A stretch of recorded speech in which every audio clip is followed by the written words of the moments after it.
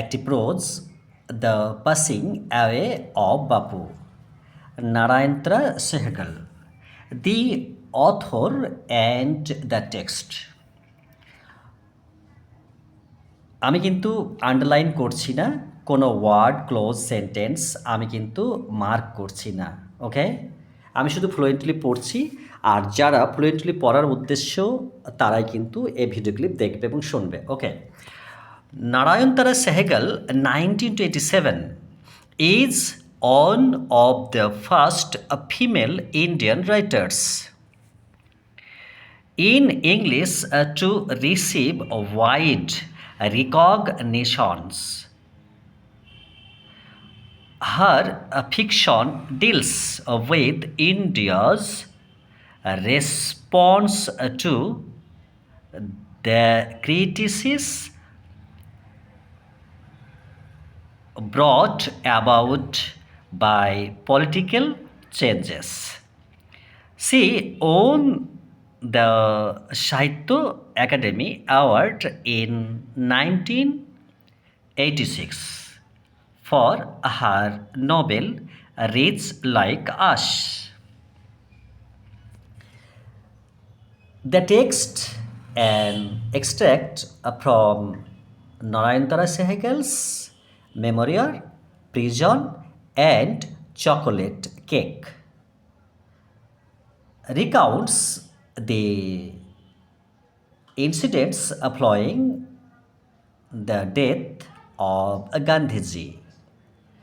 It vividly describes not only the author's personal sense of loss, but also the collective grief of the entire nation at the passing away of Mahatma Gandhi. Read the following. I was having a tea at home on the evening of 13th January 1948 when I was called to Birla House by an urgent telephone.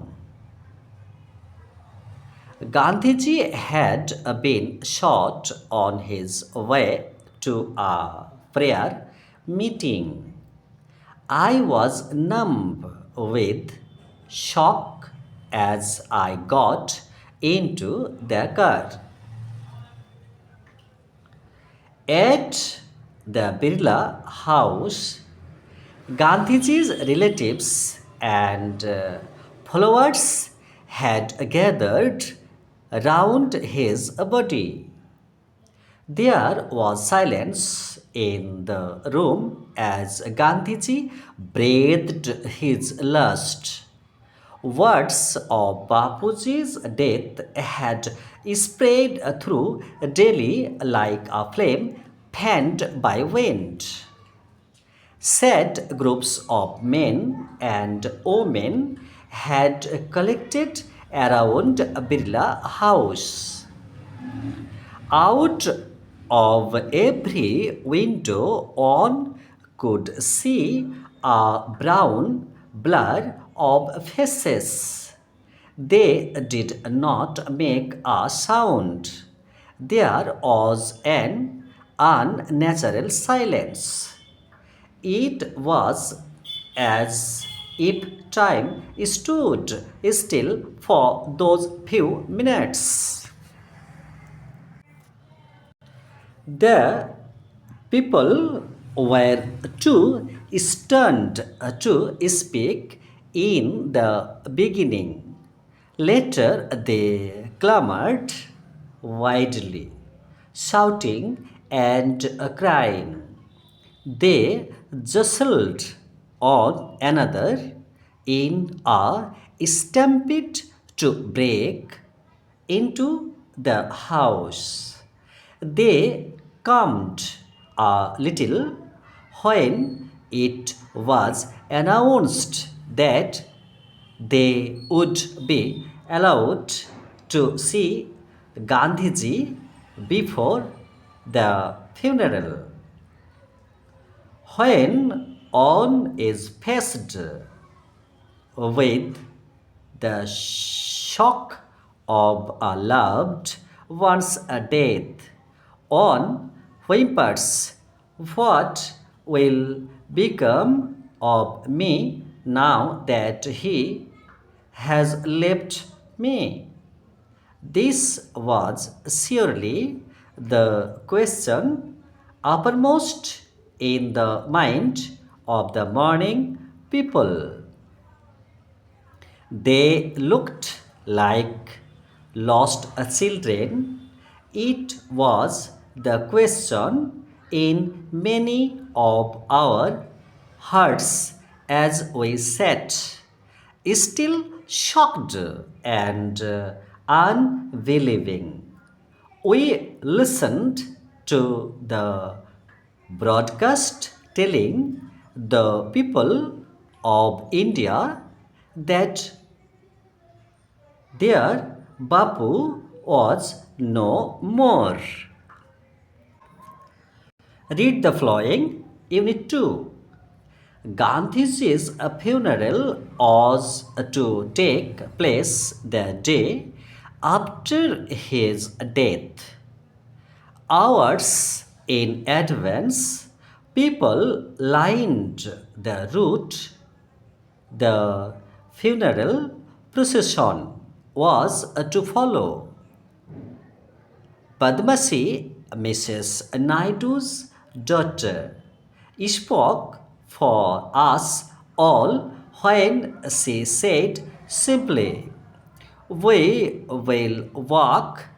It is the last time we shall be walking with Bapu." It was an agonizing walk. Thousands silently watched the procession. Bapu lay on an open struck covered with flowers. Thousands of people wept, trying to touch Bapu's feet. It was impossible to move in the thick crowd. Yet, as I moved forward slowly, I understood I was not merely in the midst of grieving people. This was even more than the funeral procession of India's beloved leader. I was among people for whom walking with Bapu had a special meaning. We had walked with Bapu over the rough and smooth of India's recent history. We could not now accept the fact that the man who had led us over many difficult paths was never going to walk with us again.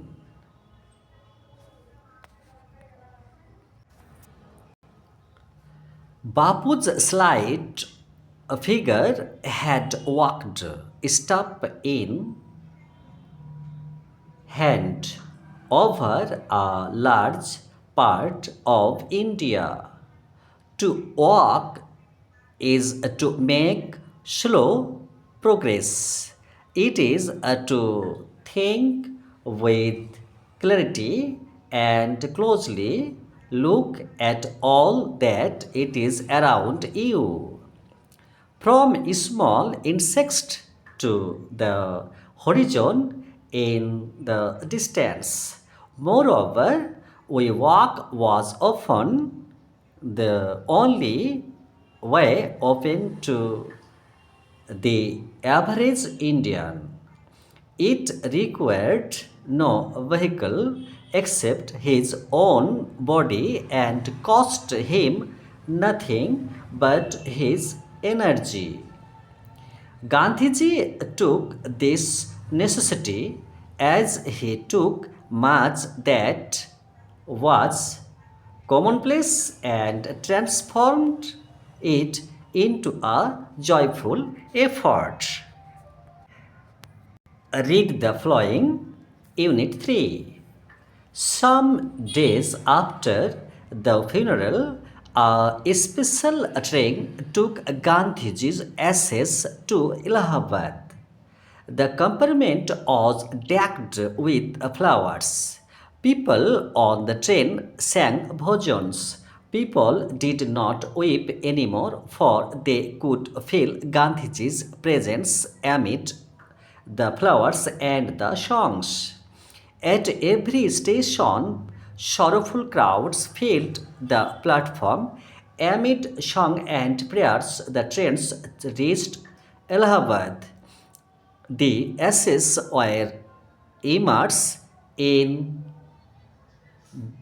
the Ganges, where a huge crowd had gathered at the bank. Afterward, we all went back to Delhi. I felt Back in Delhi, I felt at sea. I had not directly walked with Gandhiji, gone to a prison at his call, or made any sacrifice for my country. My sisters and other young people like me had been merely onlookers, but still I felt at sea. I felt I had grown up within a magic circle. With Bapu's passing away, I felt the magic circle had vanished, leaving me unprotected.